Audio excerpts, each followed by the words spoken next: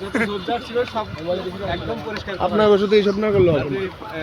মাদক সেবীরা এখানে আসতে পারে না। তবে একটা বিষয় আমরা লক্ষ্য করেছি যে কিছুদিন থেকে আরো কিছু মানুষ আসতেছে মাঠের ভিতরে। আমরা চাই যে প্রশাসন এটা সিরিয়াসলি জায়গায় জায়গায়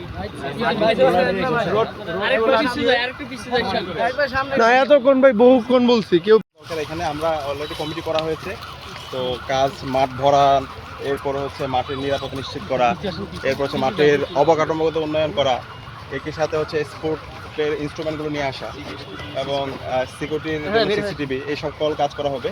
তো আমরা আমাদের এখন মেয়েদের জন্য যে জিমনেশিয়াম করা হয়েছে সেই জিমনেশিয়াম পরিদর্শনে যাব। এটা কোন দিকে? মানে পানি পাস হওয়ার জন্য দুটো লাইন সিটি কর্পোরেশনের মাধ্যমে করেছি। এখন আর পানি জমবে না আশা করি। বাট মাঠের কাজ শুরু হলে মাঠটা সুন্দরভাবে আমরা ডেকোরেট করতে গাছ যত জোরদার ছিল সব একদম পরিষ্কার করা আপনার হয়েছে। শুধু এইসব না করলে হবে যাতে, না। মাদক সেবীরা এখানে আসতে পারে না।